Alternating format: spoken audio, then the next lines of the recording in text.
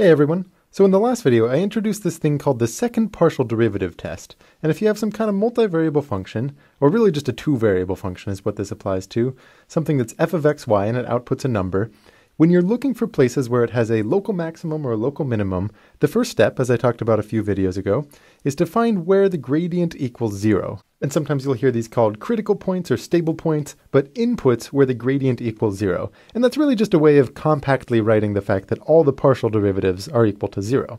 Now when you find a point like this, in order to test whether it's a local maximum or a local minimum or a saddle point, without actually looking at the graph, because you don't always have the ability to do that at your disposal, the first step is to compute this long value, and this is the thing I want to give intuition behind, where you take all three second partial derivatives, the second partial derivative with respect to x, the second partial derivative with respect to y, and the mixed partial derivative, where first you do it with respect to x, then you do it with respect to y.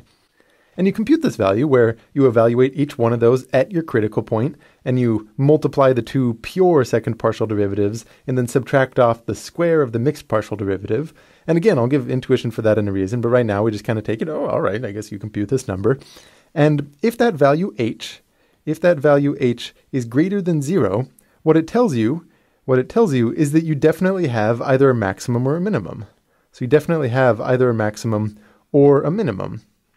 And then to determine which one, you just have to look at the concavity in one direction. So you'll look at the second partial derivative with respect to x, for example, and if that was positive, that would tell you when you look in the x direction, there's a positive concavity. If it was negative, it would mean a negative concavity. And so that means a positive value for that second partial derivative would mean a local minimum, and a negative value would mean a local maximum.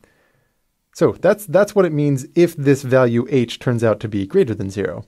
And if this value h turns out to be less than 0, strictly less than 0, then you definitely have a saddle point. Saddle point, which is neither a maximum nor a minimum. It's kind of like there's disagreement in different directions over whether it should be a maximum or a minimum. And if h equals 0, the test isn't good enough. You would have to do something else to figure it out. So why does this work? Why does this seemingly random conglomeration of second partial derivatives give you a test that lets you determine what type of stable point you're looking at? Well, let's just understand each term individually. So this second partial derivative with respect to x, since you're taking both partial derivatives with respect to x, you're basically treating the entire multivariable function as if x is the only variable and y was just some constant. So it's like you're only looking at movement in the x direction. So in terms of a graph, let's say we've got like this graph here, you can imagine slicing this with a plane that represents movement purely in the x direction, so that'll be a constant y value slice. And you take a look at the curve where this slice intersects your graph. And in the one that I have pictured here, it looks like it's a positive concavity. So this term right here kind of tells you x concavity. So it's kind of like the, what is the concavity as far as the variable x is concerned? And then symmetrically, this over here, when you take the partial derivative with respect to y 2 times in a row, it's like you're ignoring the fact that x is even a variable, and you're looking purely at what movement in the y direction looks like, which on the graph that I have pictured here, also happens to give you kind of this positive concavity parabola look. But the point is that the curve on the graph that results from looking at movement purely in the y direction can be analyzed just looking at this partial derivative with respect to y twice in a row. So that term kind of tells you y concavity. Y concavity. Now first of all, notice what happens if these disagree. If, say, x thought there should be positive concavity and y thought there should be negative concavity. Here, I'll write that down, what that means. If x thinks there's positive concavity, we have here some kind of positive number that I'll just write as like a plus sign in parentheses. And then this here, y concavity, would be some kind of negative number. So I'll just put like a negative sign in parentheses. So that would mean this very first term would be a positive times a negative, and that first term would be negative. And now the thing that we're subtracting off, I'll get to the intuition behind this mixed partial derivative term in a moment, but for now you can notice that it's something squared. It's something that's always a positive term. So you're always subtracting off a positive term, which means if this initial one is negative, the entire term h is definitely going to be negative. So it's going to put you over into this saddle point territory, which makes sense because if the x direction and the y direction disagree on concavity, that should be a saddle point. The quintessential example here is when you have the function f of xy is equal to x squared minus y squared. X squared minus y squared. And the graph of that, by the way, the graph of that would look like this, where let's see, so orienting myself here, moving in the x direction, you have kind of positive concavity, which corresponds to the positive coefficient in front of x squared, and in the y direction, it looks like negative concavity, corresponding to that negative coefficient in front of the y squared. So when there's disagreement among these, the test ensures that we're going to have a saddle point. Now, what about if they agree, right? What if either it's the case that x thinks there should be positive concavity and y thinks there should be positive concavity, or they both agree that there should be, negative concavity?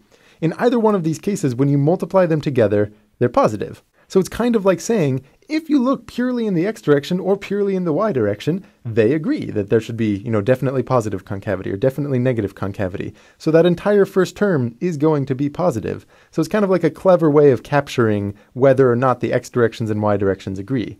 However, the reason that it's not enough is because in either case, we're still subtracting off something that's always a positive term.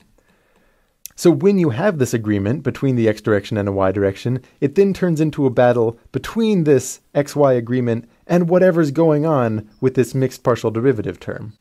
And the stronger that mixed partial derivative term, the bigger this negative number, so the more it's pulling the entire value h towards being negative. So let me see if I can give a little bit of reasoning behind why this mixed partial derivative term is trying to pull things towards being a saddle point. Let's take a look at the very simple function f of xy is equal to x times y. So what that looks like graphically, f of xy equals x times y, is this. It looks like a saddle point. So let's go ahead and look at its partial derivatives. So the first partial derivatives, partial with respect to x and partial with respect to y. Well, when you do it with respect to x looks like a variable, y looks like a constant. It's just that constant y. And when you do it with respect to y, it goes the other way around. Y looks like the variable, x looks like the constant, so the derivative is that constant x. Now when you take the second partial derivatives, if you do it with respect to x twice in a row, you're differentiating this with respect to x, that looks like a constant, so you get 0. And similarly, if you do it with respect to y twice in a row, you're doing this, and the derivative of x with respect to y, x looks like a constant, goes to 0.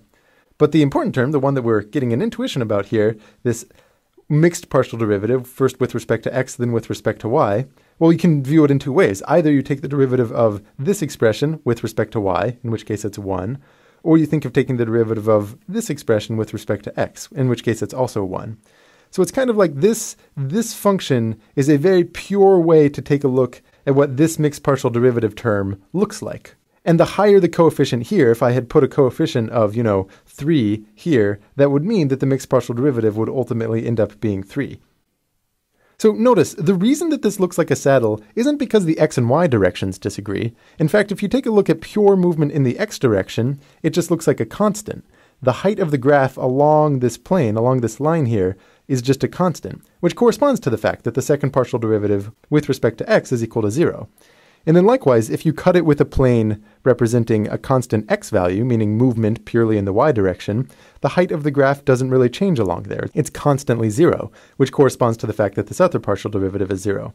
The reason that the whole thing looks like a saddle is because when you cut it with a diagonal plane here, it looks like it has negative concavity. But if you were to chop it, in another direction, it would look like it has positive concavity.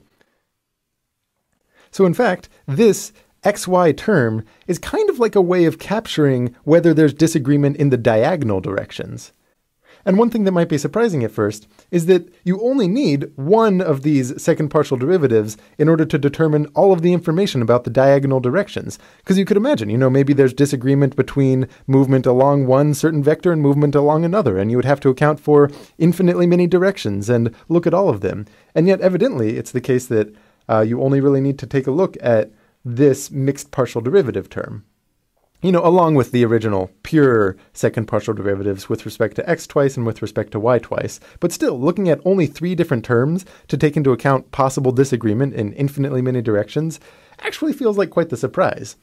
And if you want the full rigorous justification for why this is the case, why this second partial derivative test works in kind of an airtight argument, I've put that in an article that you can find that kind of goes into the dirty details for those who are interested. But if you just want the intuition, I think it's fine to think about the fact that this mixed partial derivative is telling you how much your function looks like the graph of f of xy equals x times y, which is the graph that kind of captures all of the diagonal disagreement.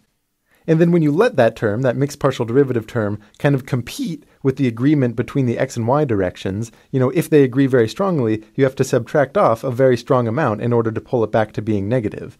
So this battle back and forth, if it's pulled to be very negative, that'll give you a saddle point. If it doesn't pull hard enough, then the agreement between the x and y directions wins out, and it's either a local maximum or a local minimum. So hopefully that sheds a little bit of light on why this term makes sense and why it's a reasonable way to combine the three different second partial derivatives available to you. And again, if you want the full details, I've written that up in an article form. I'll see you next video.